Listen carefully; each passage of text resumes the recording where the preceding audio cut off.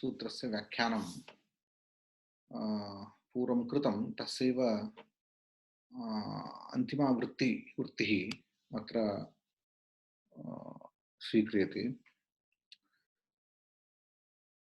सूत्रं पुरुषार्थशून्यानां गुणानां प्रतिप्रसवः कैवल्यं स्वरूपप्रतिष्ठा वा चित्तशक्तेः इति। इति सूत्रस्य भागो नास्ति। कैवल्यशक्तिरिति इति समाप्तिसूचकम् अवयवं, समाप्तिसूचकं ग्रन्थः समाप्तः इत्यर्थः। पुरुषार्थशून्यानां गुणानां प्रतिप्रसवः यदा च सत्वरजस्तमो रूपाः गुणाः, त्रयो गुणाः प्रकृतिगुणाः स्वस्य कार्याणि सम्पादयन्ति, अर्थात् पुरुषार्थ एव तेषां प्रयोजनं। पुरुषार्थः इदानीं सिद्धः। सांख्यमतेन योगमतेन च पुरुषार्थो नाम भोगः अपवर्गश्च। भोगः एकः पुरुषार्थः, अपवर्गः अपरः पुरुषार्थः। अनुलोम परिणामेन पुरुषस्य भोगसम्पादनं क्रियते, प्रतिलोम परिणामेन पुरुषस्य अपवर्ग प्रयोजनं सम्पाद्यते।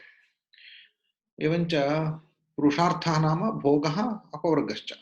भोगरूपः पुरुषार्थः अनुलोम परिणामेन, गुणानाम् अनुलोम परिणामः यथा भवति, अर्थात् गुणानां द्वारा यथा यथा सृष्टिर्भवति, महत्तत्व अहङ्कारतत्त्वादीनां गुणान् शरीरस्य महदादीनाम्, अनन्तरम् इन्द्रियाणां, तदनन्तरं तन्मात्राणां, पञ्चभूतानां, तद्वारा पाञ्चभौतिकशरीरस्य विषयाणां च सृष्टिर्या भवति, तद्वारा पुरुषार्थः भोगरूपः सिद्ध्यति।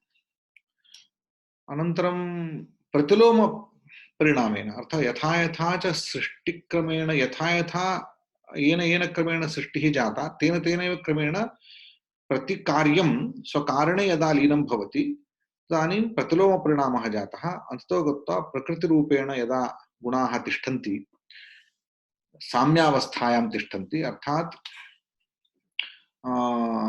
सृष्टिकाले तेषाम् अङ्गाङ्गिभावेन व्यवस्थापनमस्ति।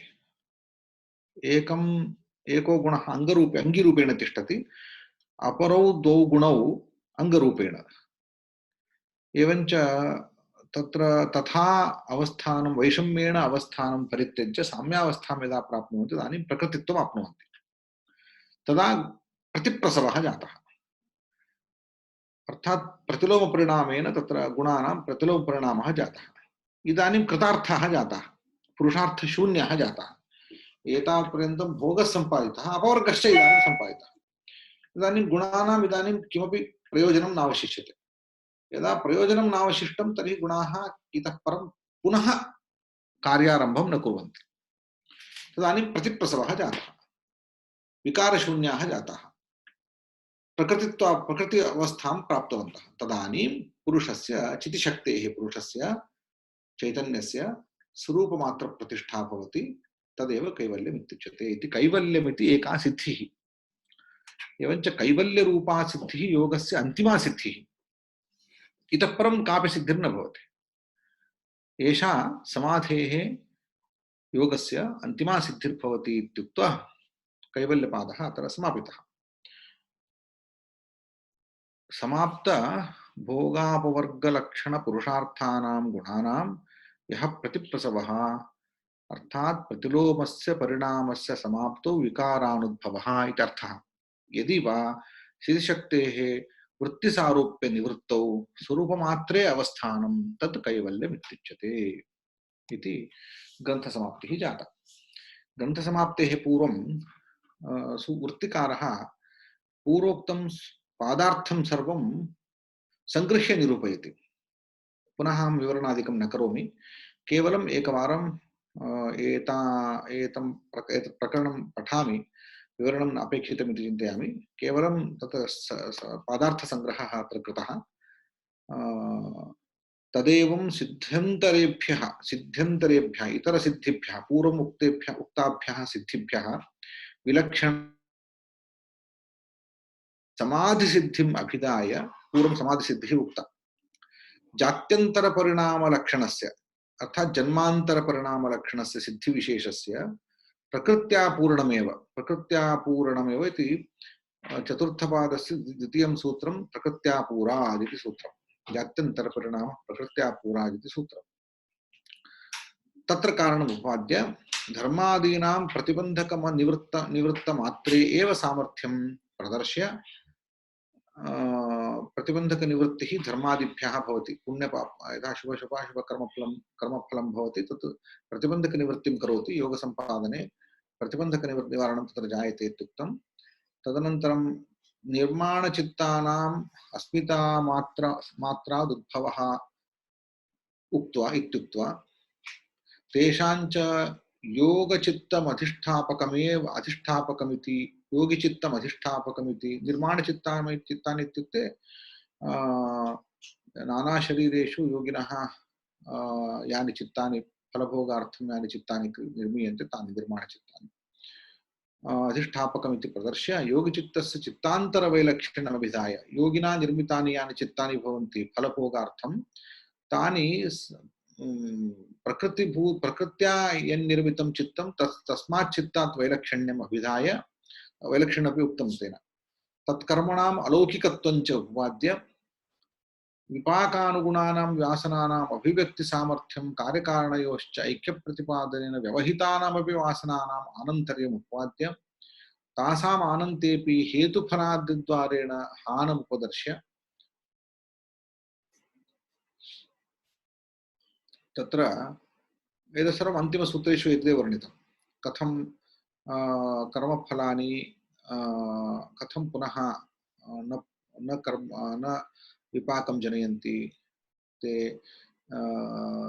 तेषां कथं नाशः भवति इत्यादिकं प्रतिपाद्य अतीतादिषु अध्वसु धर्माणां सद्भावम् उपपाद्य विज्ञानवादं निराकृत्य साकारवादं प्रतिष्ठाप्य पुरुषस्य ज्ञातृत्वम् उक्त्वा चित्तद्वारेण सकलव्यवहार निष्पत्ति उपाद्य चित्तमेव सकलव्यवहारं निष्पादय तत्रैव भोक्तृत्वम् इत्यादिकं प्रतिपाद्य पुरुषसत्त्वे प्रमाणोपदर्श्य पुरुषः किमर्थः इति उक्तं तस्यापि प्रमाणं दर्शयित्वा अनुमानेन कैवल्यनिर्णयाय दशभिः सूत्रैः क्रमेण उपयोगिनः अर्थान् अभिधाय कैवल्यस्य स्वरूपं वक्तुं दशसूत्राणि प्रणीतानि।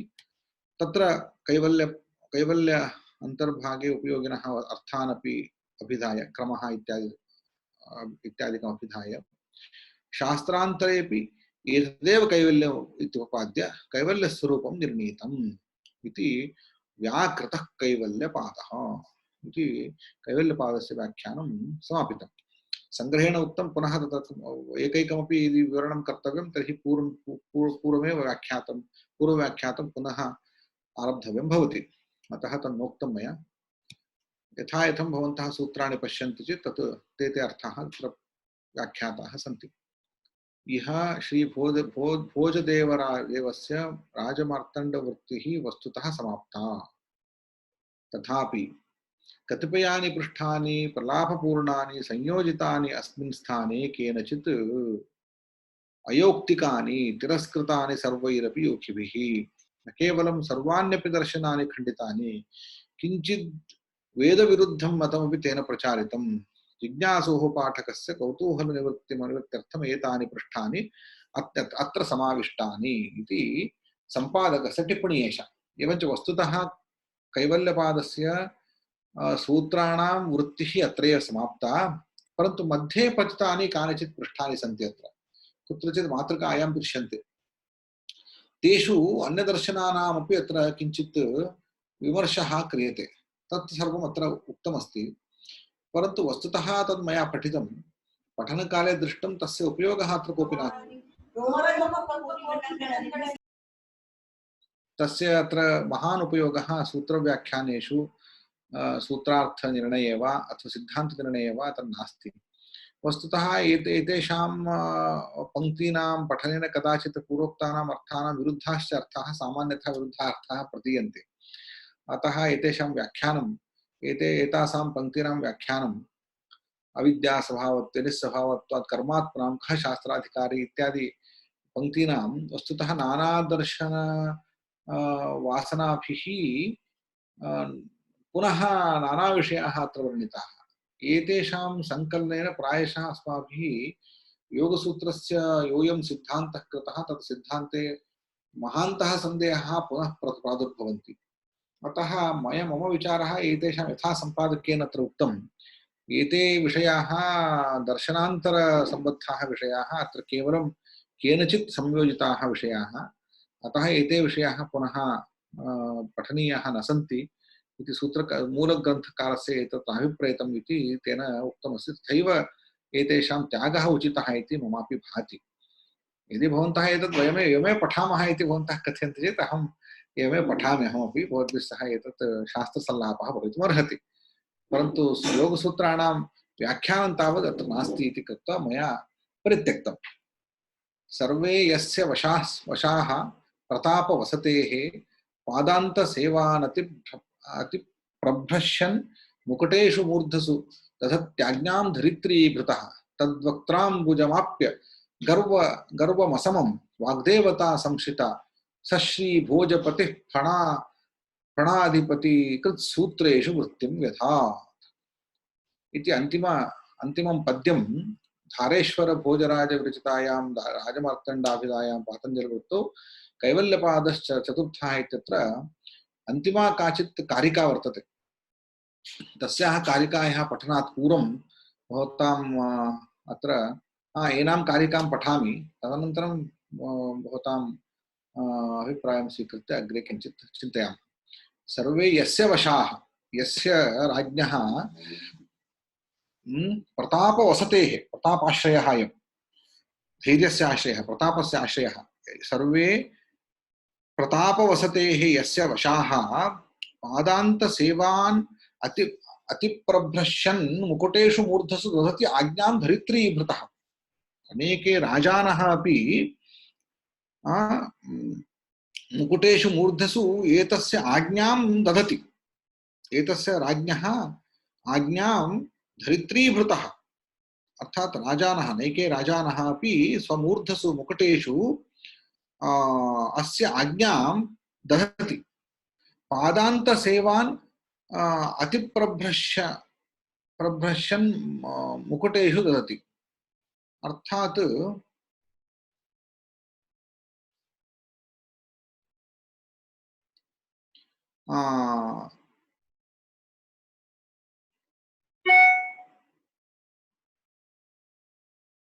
क्षम्यतां, सेवानिति नास्ति, पादान्तसेवा अनतिप्रभ्रश्यन् मुकुटेषु मूर्धसु।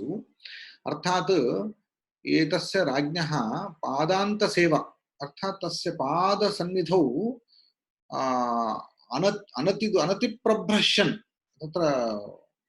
तत्र तेषां मुकुटानि तस्य पादान्तभागे संस्थाप्यन्ते, अर्थात् पादनमस्कारं कुर्वन्ति इत्यर्थः। पादान्तसेवा प्रभ्रश्यन्ति मुकुटानि येषान्ते मूर्धानः, अर्थात् पादान्तसेवानतिप्रभ्रश्यन् मुकुटेषु मूर्धसु स्वशिरस्सु राजानः, धरणीभृतः राजानः यस्य आज्ञां ददति, धारयन्ति, यस्य सर्वे वशाः, यस्य प्रतापवसतेः यस्य राज्ञः सर्वे वशाः, सः चक्रवर्ती इत्यर्थः। यद्वक्त्राम्बुजमाप्य गर्वमसमं वाग्देवता संश्रिता, स्वयं वाग्देवता सरस्वती यस्य वक्त्राम्बुजं, यस्य मुखाम्बुजं प्राप्य असमं गर्वं संश्रिता, अत्यन्तम् अभिमानं प्राप्नोति, सा गर्वं प्राप्नोति। ओह, अत्यन्तं समीचीनमिदं स्थानमिति तस्य आनन्दातिशयः जायते, गर्वविशेषः जायते। यद्वक्त्राम्बुजमाप्य वाग्देवता गर्वम् असमं गर्वं संश्रिता, सः तादृशः श्रीभोजपतिः फणाधिपतिसूत्रेषु, फणाधिपः इत्युक्ते पतञ्जलिः, तत्कृत् सूत्रेषु अर्थात् योगसूत्रेषु वृत्तिं व्यधात्, योगसूत्रेषु योगसूत्रविषये वृत्तिं व्याख्यां व्यधात्, अकरोत् इति तस्य अन्तिमा कारिका। श्रीधारेश्वर भोजविरचितायां राजमार्तण्डाभिधायां पातञ्जलिवृत्तौ कैवल्यपादश्चतुर्थः समाप्तश्चायम्। अत्र यदुक्तं मया बहु त्यक्तं, व्याख्यातं च अल्पं, व्याख्यातं चाल्पं, त्यक्तं बहु। तथापि भवद्भिः स्वयमेव तेषु तेषु अर्थेषु मध्ये अनुक्ताः अर्थाः अपि स्वयं योजनीयाः। अनुक्ताः अर्थाः स्वयं ऊहनीयाः, योजनीयाः। अनन्तरं त्यक्ताः अपि अर्थाः भवद्भिः स्वयं ऊह्याः कालान्तरेणापि। यतः एतत् आचार्यात् पादमादत्ते पादं शिष्यः समेधया पादं सब्रह्मचारिभ्यः पादं कालक्रमेण च इतिवत् मया यावत् यथामति मया अत्र स्वाध्यायेनैव गुरुमुखेन मयापि नाधीतं, स्वाध्यायेनैव एषः ग्रन्थः, एषा वृत्तिश्च मया व्याख्याता। भवद्भिः एतत् सश्रद्धं श्रुतं। आचार्यः पूर्वरूपम् अन्ते वा सुत्तररूपं विद्यासन्धिः प्रवचनगं सन्धानं, प्रवचनसन्धाने भवन्तः सर्वे रताः येनां विद्यां प्राप्तवन्तः। इयं विद्या भवतां मङ्गलकारिणी सफला च भूयादिति भगवती एतस्य कर्मणः फलं सभक्तिश्रद्धं प्रणामपूर्वकं समर्प्य मत्कर्मणः वाग्व्यापारकर्मणः आत्मनः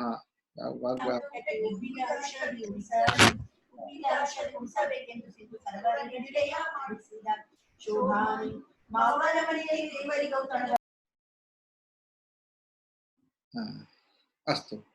इदानीं भवन्तः इदानीं कालः बहु कुत्रचित् शब्दः भवति। अस्तु, इदानीं भवन्तः एव यथेच्छं कथयन्तु। आचार्यः अत्र काचित् जिज्ञासा, अत्र काचित् पङ्क्तिः पूर्वं गता संक्षेपे, तत्र तावत् धर्मादीनां प्रतिबन्धनिवृत्तिमात्र एव सामर्थ्यमिति प्रदर्श्य इति अस्ति। परन्तु धर्मशास्त्रे तावत् यतोऽभ्युदयनिःश्रेयसि सिद्धिः सधर्मः इति धर्मः तत्र व्याख्यायते तथा। अतः प्रश्नः।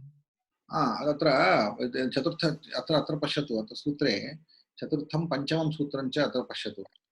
अस्मिन्नेव पादे चतुर्थे पञ्चमे सूत्रे च धर्मः नाम एषः अत्र प्रतिपादितः। धर्मशास्त्रे उक्तः धर्मः न, अपि तु अस्माभिः एकनिमिषम् अत्र कथयामि। सूत्रे तृतीयं सूत्रं निमित्तम् अप्रयोजकं प्रकृतीनां वर्णभेदस्तु ततः क्षेत्रिकवत् इति। तत्र न धर्मादिनिमित्तं प्रकृतीनां भवति, यथा कार्येण कारणं प्रवर्तते तत्र क्षेत्रिकवत् इति। यथा केदारेषु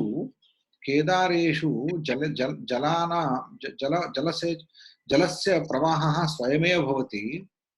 क्षेत्रिकस्तु किं करोति? केदारान्तरं जलं प्रापयितुं मध्ये प्रतिबन्धकं निवारयति। यदा प्रतिबन्धकं निवारयति तदा स्वयमेव जलं प्रवहति। यथा तथा प्रकृतयः स्वयमेव कार्यं विकारान् जनयन्ति। अर्थात् प्रकृतयः नाम अत्र एते गुणाः, सत्त्वरजस्तमोगुणाः। तत्र धर्मस्य किं कारणं? कृतानां धर्माणां किं कारणत्वम् इत्युक्ते ते प्रतिबन्धकनिवृत्तिद्वारा, यथा केदारेषु प्रतिबन्धकनिवृत्तिः भवति तथा प्रतिबन्धकनिवृत्तिं कृत्वा एव हेतवः भवन्ति। वस्तुतः ते हेतवः न सन्ति, स्वयमेव प्रकृतिः एव हेतुः इति तृतीयसूत्रे वर्णितमस्ति। तदेव अत्र उक्तम्। एष सिद्धान्तः अस्य दर्शनस्य। हरि ओं महोदय। श्रीमन् आदौ धन्यवादान् समर्पयामि। कोऽपि विशेषः नास्ति। यतः न शास्त्राध्ययनस्य मनीषा आसीत्, परन्तु एवं क्रमेण अध्ययनं न कृतम् आसीत् मया। सूत्राणि, तस्य व्याख्यानम् इत्यादि भगवदनुग्रहेण अयम् अवसरः प्राप्तः। एवं भवदर्शनानाम् आगमनेन एव श्रोतॄणां विशिष्टानां श्रोतॄणाम् आगमनेन विशेषः प्राप्यते। अयं प्रयासः कृतः। इतोपि काचित् इच्छा वर्तते। वस्तुतः मम इच्छा वर्तते सर्वाणि सूत्राणि पठनीयानि इति। यथा वैशेषिकानि सूत्राणि बहवः इदानीं केवलं न्यायादिशास्त्रं पठन्ति, परन्तु मूलसूत्राणि एव वयं न पठामः। मूलसूत्रेषु मूलवृत्तौ एव महान्तः विशेषाः लभ्यन्ते। काले शास्त्रेषु महत् परिवर्तनानि जायन्ते। अतः सूत्राणि पठनीयानि इति दृष्ट्या अयम् आरम्भः कृतः। एवं तर्कसङ्ग्रहः अथवा प्रवेशग्रन्थाः ये सन्ति, नैव प्रवेशग्रन्थेषु किं भवति, बहु परिवर्तनं जायते। वस्तुतः तर्कसङ्ग्रहादिकं पठामश्चेत् तत्र काले काले बहूनि परिवर्तनानि जातानि विषयेषु, तदेव अत्र समर्प्यते। मूलसूत्रेषु किम् उक्तम् इति कोऽपि न जानाति। अतः वस्तुतः पठनीयं चेत् वैशेषिकदर्शनं पठनीयं, नारदभक्तिसूत्राणि पठनीयानि। नारदभक्तिसूत्रम् एवं वैशेषिकं मूलसूत्राण्येव अस्माभिः सम्यक् पठनीयानि। इदानीम् अस्माकं बुद्धिवैशद्यं स्पष्टं जायते। इदानीं भवतां इदानीं सिद्धान्तप्रतिपादकानां नैकेषाम् आचार्याणां मूलग्रन्थानां पठनं कथं, केवलं इदानीं टेक्स्ट् बुक् निर्मितानाम् अनन्तरकालिकैः इदानीं टेक्स्ट् बुक् पठनं कथं, तथैव खलु भवतां शिक्षाशास्त्रेपि। अस्माकं तु मूलग्रन्थाः इति न भवन्ति। कदाचित् भवति खलु भवतां सिद्धान्त फिलासफर्स् तदेव ते साक्षात् केचन वैदेशिकाः एव सन्ति बहवः। तदेव तत्र ग्रन्थः पठनीयः, वैदेशिकानां मूलग्रन्थः पठनीयः सन्ति। प्लेटो महोदयस्य रिपब्लिक् इति कश्चन ग्रन्थः अस्ति, परन्तु तत्तु क्रिस्तोः पूर्वं लिखितं प्लेटो महोदयेन। इदानीं प्रायः केचन विचाराः तत्र उपकृताः सन्ति, अन्ये तावत् बहु कष्टमेव। तान्येव सूत्राणि पठनीयानि। अस्माकं वैशिष्ट्यं नाम नाम्नि शास्त्रम् इति शब्दः अस्ति, शिक्षाशास्त्रम् इति, परन्तु गुरुपरम्परा वा मूलग्रन्थाः वा व्याख्यानपरम्परा टीका इत्यादिकं किमपि नास्ति। इतः परम् आरभ्यतां शिक्षासूत्राणि रच्यताम्। अतः कश्चन पण्डितः उक्तवान् शास्त्रद्वयमेव, शिक्षाशास्त्रं धर्मशास्त्रम् इति, अन्यानि शास्त्राणि न इति। धन्यवादः महोदय, महान् अनुभवः तत्र। अन्येपि किमपि कथयितुम् इच्छन्ति वा अथवा प्रश्नं प्रष्टुम् इच्छन्ति वा? नमांसि आचार्येषु बहवः धन्यवादः। तत्र अभिनन्दनानि अपि सम्यक् पाठनाय। एकः प्रश्नः अस्ति, यथा तत्र गतपाठे भावनायाः विषयं किञ्चित् भवान् अकथयत्। तत्र भावना मिथ्याज्ञानम् इति। तत्र संप्रज्ञात समाधिः तस्य परिभाषायां सम्यक् विषयेन भावस्य रूपं येन ज्ञातं संप्रज्ञात समाधि भावना विशेष इति उक्तम्। यदि सम्यक् रूपेण भाव्यस्य रूपं भावना विशेष अस्ति, तत्र भावना मिथ्या ज्ञानं कथं भवति, भ्रमात्मकं ज्ञानं कथं भवति, अथवा भाव्य भावनायोः मध्ये कः सम्बन्धः अस्ति, निरूपकत्वं वा कथं निरूप्यते? भाव्य भावनायोः मध्ये तत् कथं सम्बन्धः इत्युक्ते विषयभावसम्बन्धः। भाव्यं भावनया विषयीक्रियते, भाव्यं भावनया विषयीक्रियते। अत्र प्रकृते तावत् इयं भावना या अस्ति, आत्मभावना कुत्र करणीया? वस्तुतः पुरुषे करणीया। चिति आत्मभावना अस्ति चेत् सा भावना यथार्था भवति। परन्तु चित्ते, जडे चित्ते आत्मभावना आत्मत्वभावना अस्ति चेत् सा भ्रमरूपा एव भवति। अत एव अन्ते पश्यन्तु, अन्तिमा पङ्क्तिः पठ्यताम्। चित्तमेव कर्तृज्ञातृभोक्तृत्यभिमानः इति शब्दः प्रयुक्तः अस्ति। अभिमानः अभिमानः नाम भ्रान्तिविशेषः। अत्र चित्ते या आत्मभावभावना अर्थात् चित्ते भावना इत्युक्ते जडे आत्मत्वभावना तावत् भ्रमरूपा एव भवति। अतः अभिमानशब्दः प्रयुक्तः तत्र अन्ते व्याख्यानार्थम्। तत्र भावना विचारयोः मध्ये कः सम्बन्धः? भावना विचारयोः विचारः तत्र भावना इति इमोशन् इति भासते खलु? नास्ति नास्ति, अत्र प्रकृते भावना इति इमोशन् नास्ति, अत्र प्रकृते भावना इति ज्ञानविशेषः। भावना इति अनुसन्धानविशेषः। अहम् अनुसन्धामि, यथा इदम् इदम् आत्मा इति इदम् आत्मा इति अनुसन्धामि, सा एव भावना। भावयामि, इदम् आत्मा इति भावयामि, चित्तम् आत्मा इति भावयामि। भावयामि इत्युक्ते अर्थः कः? कल्पयामि इत्यर्थः, मम कल्पना इत्यर्थः। यथार्थ भवेत् अयथार्थ भवेत्। भवेत् भवेत् उभयथापि भवेत्, कदाचित् यथार्थः भवेत् कदाचित् अयथार्थः अपि भवेत्। अस्तु, धन्यवादः। नमांसि पुनः। सम्यक् अस्ति। अस्तु तर्हि अपरः कोऽपि अस्ति वा? किमपि? सर्वे भवन्तः आनन्दिताः जाताः इत्येव अलम्। हरि ओम् आचार्यः, सर्वदापि शब्दे रममाणानाम् अस्माकं दर्शनप्रवेशः कश्चन निश्चयेन तोषकरः अस्ति। निश्चयेन कश्चन किञ्चन गुरुतरम् उत्तरदायित्वं वर्तते इति बोधः सम्पन्नः वयं तु धन्याः स्मः। अन्यच्च सा इच्छा अत्यन्तमिष्टा, सा प्रवृत्तिः भवति चेत् निश्चयेन वयं सर्वेपि भवामः इति नाम नारदभक्तिसूत्राणां वा अथवा शास्त्रप्रवर्तकानां मूलसूत्राणाम् अध्ययनमिति या योजना अस्ति तत्र वयम् आगन्तुम् इच्छामः। कृपया सूच्यतामिति निवेदयामहे। मूलसूत्राणां पठनम् अहमपि कर्तुम् इच्छामि, अतः अहं सूचयामि अवश्यमेव। तस्य अध्ययनं भवति चेत् विशेषतः भक्तिषट्कस्य गीतायां इतोपि अध्ययने बलं भवति इति। एवम् अवश्यमेव बलं भवति। अस्माकं पार्श्वे संस्थाप्य पठनीयं तत्। आमामां भक्तिसूत्राणि तथा भागवतस्य भक्तिव्याख्यानस्य केचन भागाः सन्ति, अनन्तरं भगवद्गीतायाः भक्तियोगः, एतत् सर्वं संस्थाप्य अस्माभिः नारदभक्तिसूत्राणि पठनीयानि, वैशेषिकसूत्राणि अपि। अहमपि अनुमोदयामि। एषा सूचना बहु उत्तमा। यत् भक्तिसूत्राणां नारदभक्तिसूत्राणाम् एतादृशी व्याख्या भवति, व्याख्यानानि भवन्ति, बहु लाभाय, बहु उत्तमं। भक्तिविषये अस्माकं स्पष्टकल्पना नास्ति। कथमपि भक्तिं वयं पश्यन्तः स्वीकुर्वन्तः स्मः, अतः काचित् प्रतिपत्तिरपि भविष्यति इति करिष्यामः। एवं निश्चित्य सप्ताहे दिनद्वयं दिनत्रयम् इति निश्चित्य करिष्यामश्चेत् भविष्यति।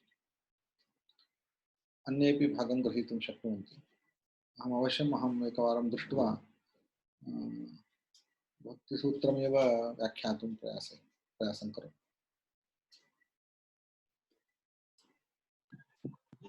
धन्यवादः।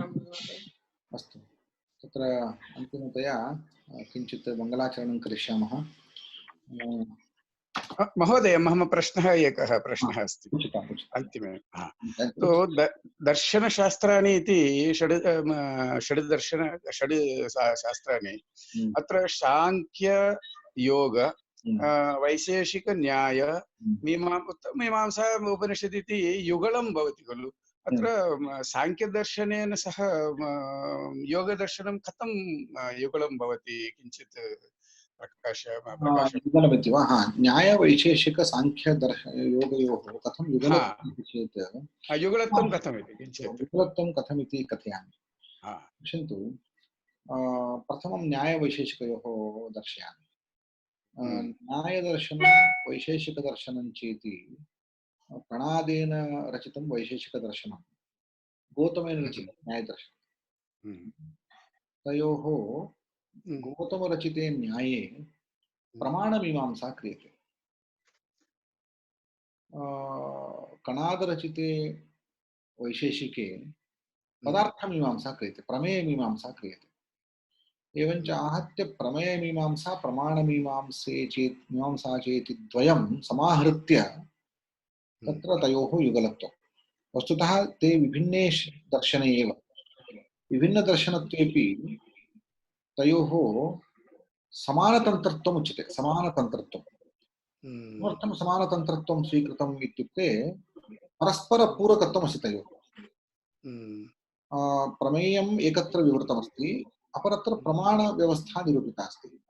प्रमेयप्रमाणयोः संयोजनेन ज्ञानं परिपूर्णं भवति। अतः तयोः समानतन्त्रत्वम् इति नाम। एवमेव योगशास्त्रं साङ्ख्यशास्त्रं चेति। साङ्ख्यशास्त्रं प्रमाणं प्रमेयञ्च निरूपयति। साङ्ख्यदर्शनं प्रमाणं प्रमेयञ्च निरूपयति। प्रमेयं नाम सृष्टिक्रमं निरूपयति, तत्त्वादि सृष्टिक्रमं प्रमाणमपि निरूपयति, प्रमाण्यान्यपि निरूपयति। प्रमाणमपि सत्यं सत्यं। योगदर्शने अनुष्ठानं निरूप्यते। योगदर्शने प्रमाणप्रमेयोः अनुष्ठानक्रमः निरूप्यते सिद्ध्यर्थम्। अतः एतयोः समानतन्त्रत्वं युगलत्वम्। एकः प्रयोगः तयोः। प्रमाणप्रमेय जिज्ञासा विचारस्य अनुष्ठानशास्त्रं योगदर्शनम्। तयोः अतः एतयोः युगलत्वं। तथैव पूर्वोत्तरमीमांसयोः मीमांसायाः अनन्तरं वेदान्तस्य च युगलत्वं। किमर्थम् इत्युक्ते कर्ममीमांसा क्रियते पूर्वमीमांसायां, ब्रह्ममीमांसा क्रियते उत्तरमीमांसायां। तयोः परस्परं परिपूर्णता भवति। कर्ममीमांसां परिसमाप्य शारीरिकमीमांसा मोक्षार्थं भवति। निःश्रेयसा तत्र अभ्युदयनिःश्रेयसयोः साधनं। लोके तावत् अभ्युदयः अपेक्षितः, लोकान्तरे निःश्रेयसम् अपेक्षितं। तदर्थम् अभ्युदयार्थं पूर्वमीमांसाशास्त्रं, निःश्रेयसाय उत्तरमीमांसाशास्त्रम्। अतः तयोः युगलत्वम्। तत्र युगलत्वं। तत्र एकः इतोपि एकः प्रश्नः मम अस्ति महोदय। तत् मीमांसा उपनिषद् तयोः युगलत्वं भवति। अनन्तरम् एकमपि शब्दः श्रूयते वेदान्तदर्शनमिति। वेदान्तदर्शनमिति किं भवति? वस्तुतः वेदान्तदर्शनमिति वस्तुतः वेदान्तशब्दः उपनिषत्सु प्रयुज्यते। सत्यं। उपनिषदां व्याख्यानाय प्रवृत्तं ब्रह्मसूत्राणि। तत् संक्षेपतः शास्त्रार्थः निरूपितः गीतायाम्। एवञ्च उपनिषदां वेदान्तानां निर्णयार्थं शास्त्रार्थनिर्णयार्थं प्रवृत्तानि न्यायरूपाणि सूत्राणि वेदान्तसूत्राणि व्यासविनिर्मितानि। भगवद्गीतायां तत् शास्त्रार्थसङ्ग्रहः उक्तः। उपनिषत् वेदान्तशास्त्रसारः उक्तः। अतः एवम् आहत्य प्रस्थानत्रयं वेदान्तप्रस्थानत्रयम् इत्युच्यते। उपनिषत् सूत्राणि अनन्तरं भगवद्गीता चेत् एतेषां त्रयाणामपि समन्वयः कृतः आचार्यैः। नैकैः आचार्यैः कृतः। यैः आचार्यैः एतेषां त्रयाणामपि प्रस्थानानां समन्वयपूर्वकं सिद्धान्तः प्रदर्शितः। तत्तद्दर्शनं वेदान्तदर्शनम् इति उच्यते। तथा अद्वैतवेदान्तदर्शनम्, अद्वैतवेदान्तदर्शनं शङ्करभगवत्पादैः निरूपितम्। तदनन्तरं विशिष्टाद्वैतवेदान्तदर्शनम् इति रामानुजाचार्यैः, मध्वाचार्यैः द्वैतदर्शनम्, वल्लभाचार्यैः अन्यदर्शनम्, आचार्यैः अन्यदर्शनम्। एवं तत्तदाचार्यैः प्रस्थानानां त्रयाणां समन्वयपूर्वकं स्वीयदर्शनं तत्र दर्शितं तत् वेदान्तदर्शनं। धन्यवादः महोदय, बहु धन्यवादः। मम भाग्यमस्ति तो योगदर्शन श्रोतुं मम भाग्यमेव आसीत्। बहु धन्यवादः। अत्र Umamaheswari Can I say something, sir? yes. I studied Vedanta, Advaita Vedanta for 3 semesters. I don't have a very deep knowledge of Advaita Vedanta, but the first thing we study in Advaita Vedanta is Sadhana Chatushtaya, and the next I can say this is a kind of Mahavakya, Jagat Satya, no, Brahma Satya, Jagan Nitya, Jiva Brahma, Eka Eva. Naparaha. So in Yoga Sutra, can we say Purusha Satya, Priti Mitya?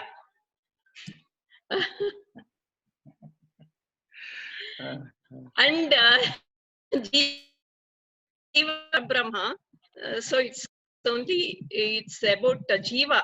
He realizes that he is Sat and Chit, and there is no concept of Ananda here. In Advaita Vedanta, it's about Satchidananda Parabrahma. So, and Sadhana Chatushtaya, which is the stepping stone for Advaita Vedanta, is achieved in Yoga Shastra. Yes, that can be said. परंतु पुरुषसत्यः प्रकृतिः मिथ्या इति वक्तुं न शक्यते. That is not acceptable because प्रकृति is not मिथ्या. प्रकृति कर्त्री, पुरुषः निर्लेपः. And he is Sat, right? Purusha is Sat. Sat and Chit. Purusha is Sat, Prakriti also Sat. Nothing is. I mean, moksha is the separation. Even in moksha, see, Prakriti does exist. There is no relation. That's all. The bandhana is. Bandhana is not there. Abhimana is removed. The realization that bandhana is mithya. That bandhana is also not mithya. It is bandhana is now over. It is overcome. That's all. See, mithyatvam is Advaita Vasana again. Yeah, Advaita Vedanta. I don't know how it can be applied in other schools of Vedanta. No. You cannot apply because yoga is purely yoga and Sankhyas are. See, that is why I tell you in Vedanta Darshana, Sankhya and Yoga, both these darshanas are opponents. Yatra yatra Shankara Bhagavatpadaihi atra bhedavadinaha evamahuhu iti kathayanti chet tasya artha Sankhyaha ityartha. Purva Paksha is always Sankhya is Purva Paksha. Why Sankhya is Purva Paksha? Because they accept everything is Satya. That is the problem with Shankaracharya. Therefore, no, Jagat is Mithya. Jagat is Mithya. Jagat is Mithya. Jagat is Satya for Sankhya's. And Purusha, Bhavah Purusharajan Utaho Eka Evatu iti Mahabharate Ayam Prashnaha. Bhavah Purusharajan Utaho Eka Evatu iti Arabhya Tatra Sankhya-matam nirupya tarhi katham avagantavim iti prashnam krutva tatra enaiva ekaya purusho va bhavah va iti vicarah karaniyah iti Mahabharate vartate. Mahabharatepi iyam charcha vartate. Sankhyanam Advaita Vedantasya charcha vartate. What about Ishvara Sankhya? What Yoga Sutra deals with is Neshvara Sankhya, right? Yes, Yoga Sutra very clearly says Ishvara Pranidhanadva. So Yoga Sutra accepts Ishvara. Ishvara exists. But Ishvara is not the creator. That is the problem. That's the only difference. Ishvara is not creator here. He is only Anugrahaka. Equate that to Parabrahma? It is not Parabrahman as in Advaita Vedanta, because Parabrahman is Nirguna. Here this Ishvara is Gunatita, but he can bless you. In Advaita Vedanta, Parabrahma cannot bless you. Only Ishvara can bless. Parabrahma cannot bless. Saguna Brahma can bless. Saguna Brahma. You have to accept, equate with Saguna Brahman. Yes, Saguna Brahman, right. Acharya, where does Agama fit into all of this? Because that seems to be something Seshwara Siddhanta, but it is not Vedanta, it is not Yoga. What is, where does Agama fit So, in? Agama, are you discussing Agamas of Pashupata? Yes. Yes. Tat Agamastavat Agama Shivavaktrebhyaha. Agamaha Shivavaktrebhyah Samayataha Agamaha iti. Tat Kashmira Shaiva Darshanasya Moolavhutani Pramanani Agamaha ityuchyante. Shivavaktrat Nirgataha Agamaha bhavanti. Agamaha Samanyatah Shaivaha bhavanti. शैवागमाः एव बहवः वस्तुतः शाक्तागमाः अपि सन्ति अनन्तरं शाक्तगणपतागमाः शाक्तागमाः अपि सन्ति तथापि आगमशब्दव्यवहारः शैवागमेषु प्रसिद्धः तत्र ते वेदप्रामाण्यं नाङ्गीकुर्वन्ति परन्तु आगमानामेव प्रामाण्यं स्वीकुर्वन्ति आगमाः तेषां मतरीत्या शिवेन प्रोक्ताः काश्मीरशैवादिषु बहवः आगमाः सन्ति मातुलाद्यागमाः बहवः सन्ति शतशः आगमाः सन्ति ते आगमाः पाशुपतदर्शनस्य मूलभूताः सन्ति अत्र तत्रापि योगेश्वरदर्शनमित्यस्ति तत् आगममूलं भवति यतः योगशास्त्रमिति केवलं पातञ्जलयोगशास्त्रं योगशास्त्रं न अपि तु बौद्धयोगः अपि अस्ति किमुच्यते तत् विपाशना इत्युच्यते खलु विपश्यना योगः बौद्ध सिद्धान्त बौद्ध दर्शन मूलः योगः अपि अस्ति Abhinavagupta also has proposed Vijnana Bhairava meditation. Abhinavagupta Shaiva तत्सर्वम् आगममूल अभिनवगुप्तादिना उक्तमस्ति खलु काश्मीरदर्शनमूलं तत्सर्वं शैवमूलः योगः योगेश्वरदर्शनं रसेश्वरदर्शनम् इत्यादिकम् अस्ति तत्रापि योगः अस्ति तेपि योगार्थं दर्शनानि निरूपयन्ति तत्र कथं सृष्टिर्भवति कथं तत्सर्वम् आगममूलम्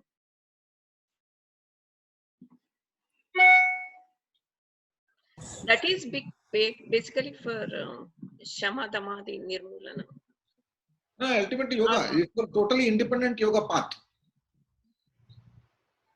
That is totally different yoga path, independent of this Patanjali Yoga Darshana. So one more thing, right? There is this Pancharatra also. That's also yes, running. Pancharatra also. Yes, Vaishnava. Pancharatra and Vaikhanasas, two agamas are Vaishnava agamas. So, एतयोरपि मूलं तावत् पाञ्चरात्र वैखानसयोः मूलं वेदः इत्यङ्गीक्रियते तैः. So Pancharatra and Vaikhanasa are Astikas, whereas the other agamas are Nastikas. तथा नास्तिकत्वं नास्ति पश्यतु. Even Shaivaagamas are not Nastic agamas. They are also Astikas. Okay, but then they don't have an origin in the Vedas. Yes, they don't have origin in the Vedas. That's the And so all the karma siddhanta of the Vedas, does it come to the agamas or not? Because there's a lot of confusion that I find when you look at the puja vidhi and the temple schemes, etc., etc. They say it has been derived from the agamas. But then Veda is not the origin. Yes. So where did all of this come from? These details are worked out in agamas, but those details may not be available in Vedas. But the source is Veda. I think there are upasana kramas in some Chandogya Upanishad and all that. So they are those upasana. No, they are transformed to agama procedures. I mean, in a course of time.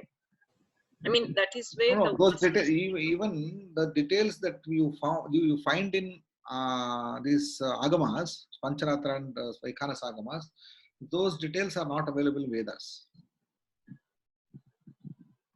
The details are worked out by these rishis, agama kartra.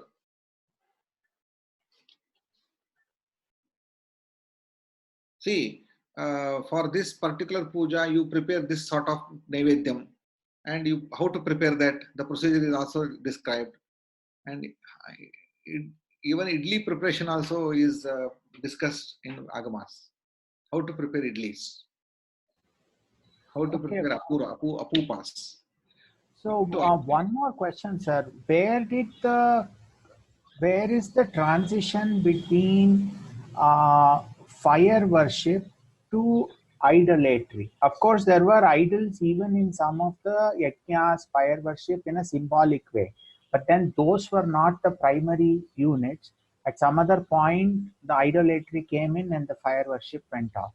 If there is any reference that you can point out to, I would love to read. See, for me, so I am a great believer of my own tradition. So my own tradition, these are all the description of Western ideas, Western philosophers. They Indologists, they introduced all these things. There was an age of fire worship, then the new age started, then the idols came, idol worship came. So all these are all in our tradition. If you read Mahabharata, or if you read Maharamayana, or even if you read Upanishads, you will very clearly see pratikas. Pratikas are idols. Idols, it may be even mrit pratikas. Even bhuta pratikas are all acceptable in our Upanishads and Vedas. Therefore, there is no clear distinction. Only fire was worshipped, and later people introduced all these are bullshits. So I don't agree this. Therefore, I don't give any reference to this. Actually, in Gruhya Sutras, we have this kind of some agama-like procedures. See, definitely. So there is no beginning for idol worship. There is no That's what I tell. Yes. So don't see them in developments of ages. Yes. Everything existed. Existed. Yes. Everything was it existed, but in the different form. Sometimes sometimes something will go up. For example, now idol worship is in the peak. Okay, so you're saying everything was there, some is more prominent, some are less prominent at different points in time. Okay, yes. makes sense. It will happen. Okay. Now something is peak, but something other is, if you see, in certain ages, yajnas were at the peak. Now nobody will do yajna. 100 years back, people used to do big yajnas, always. ನಮಸ್ತೆ ಮಹೋದಯ. ನಮಸ್ತೆ ಮಹೋದಯ. ಅದೇ ರೀತಿ ದೇವಾಲಯಗಳ concept ಯಾವಾಗ ಬಂತು? ಈಗ ಅದಕ್ಕೂ ಇದೇ ರೀತಿ ಹೇಳ್ತೀರಾ ಕಿರಣ್ ಮಹೋದಯ ಹೇಳಿದಾಗೆ? ಹೌದು ನಮ್ಮಲ್ಲಿ ಕೂಡ ದೇವಾಲಯಗಳೆಲ್ಲ ಬಂದಿರೋದು ಇದೆಲ್ಲ ಸೋಷಿಯಲ್ ಡೆವಲಪ್ಮೆಂಟ್ ಎಲ್ಲ ನಾವು ಒಪ್ಪಲ್ಲ. ಯುಗಗಳು ಯಾವಾಗಲೂ ಯುಗಗಳಲ್ಲಿ ಪರಿವರ್ತನೆ ಆಗ್ತಾನೆ ಇರ್ತಾರೆ. ನಿರಂತರ ಯುಗ ಪರಿವರ್ತನೆ ಒಪ್ಪುವವರು, ಕಾಲಚಕ್ರವನ್ನು ಒಪ್ಪುವವರು, ಹೀಗೆ ಮತ್ತೊಂದು ಕಲಿಯುಗ ಇತ್ತಾನೆ. ಮೊದಲು ಕಲಿಯುಗ ಇರ್ತಾನೆ, ಇದೇ ಥರದ ಕಲಿಯುಗ ಆವಾಗಲೂ ಇರ್ತಾನೆ. ಆಮೇಲೆ ತ್ರೇತಾಯುಗ ಬಂದಿದೆ, ಕೃತಯುಗ ಬಂದಿದೆ, ತ್ರೇತಾಯುಗ ಬಂದಿದೆ. ಹೀಗೆ ಪರಿವರ್ತನೆ ಆಗ್ತಾನೆ ಇದೆ. ಈ ಚಕ್ರ ಉಳ್ತಾನೆ ಇದೆ. ಇದು ಈ ಚಕ್ರದಲ್ಲಿ ಯಾವ್ದು ಮೊದಲು ಯಾವ್ದಿತ್ತು ಆಮೇಲೆ ಬಂತು ಅನ್ನೋದು ಹೇಳಲಿಕ್ಕೆ ಸಾಧ್ಯ ಇಲ್ಲ. ಇಲ್ಲಿ ಯಾವ್ದು ಉತ್ತಮ ಯಾವ್ದು ಮಧ್ಯಮ ಆತರಾನು ಏನಿಲ್ಲ. ಎಲ್ಲಾರ್ಗು ಅವ್ರವ್ರ ಬೇಕಾಗಿರೋದು ಅವ್ರು. ನಾನಾ ರುಚಿಗಳು ನಾನಾ ಸ್ವಭಾವದಲ್ಲಿದ್ದಾರೆ, ನಾನಾ ಅಧಿಕಾರಿಗಳಿದ್ದಾರೆ, ನಾನಾ ಆಸಕ್ತಿ ಇದ್ದಾರೆ. ಅವ್ರಿಗೆಲ್ರಿಗೂ ಇದರಲ್ಲಿ ಮಾರ್ಗ ಇದೆ. ಎಲ್ಲಾರ್ಗು ಇರುತ್ತೆ. नमस्ते आचार्य. योगसूत्रे मध्ये एव एक प्रश्नः अस्ति. तत्र केचन पारिभाषिकशब्दाः आगच्छन्ति पुनः पुनः, यथा सम्प्रज्ञाता, असम्प्रज्ञाता, समापत्तिः, सबीज समाधि, निर्बीज समाधि, अन्ते कैवल्यम्. ते सर्वे अपि पर्यायवाची शब्दाः सन्ति वा? केचन भेदाः भवन्ति? भेदाः भवन्ति? एतेषां सर्वेषां भेदः अस्ति. भेदाः सन्ति. व्युत्पत्तयः तत्र दर्शिताः. एते सर्वे शब्दाः भिन्नार्थाः एव सन्ति. अस्तु. यथा सानन्द, सस्मित, सवितर्क, सविचार, समाधि, सोपानमार्गेण सम्प्रज्ञात प्राप्यते. तदनन्तरं समापत्ति. इत्थं भेदं स्वीकरणीयं वा? भेदः स्वीकरणीयः. एवं. धन्यवादः.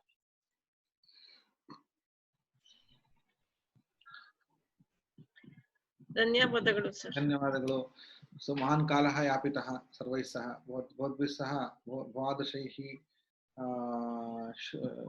किमुच्यते शुश्रूषुभिः श्रोतृभिः सह कश्चन सफलः कालः मया यापितः इति एतत् गृहबन्धनम् अत्यन्तम् आनन्दकरम् आसीत् इत्येव कथयन् आत्मनः कृतज्ञं निवेदयामि. धन्यवादः.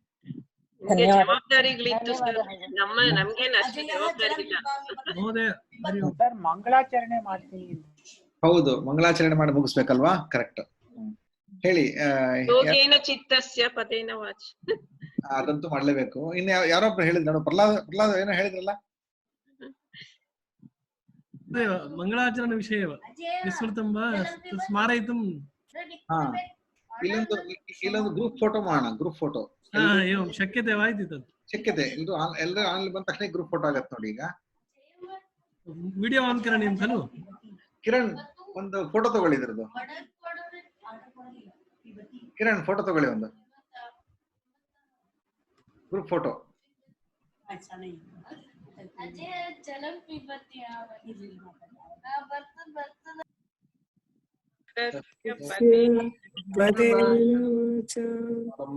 मदं शरीरस्य च वैद्येन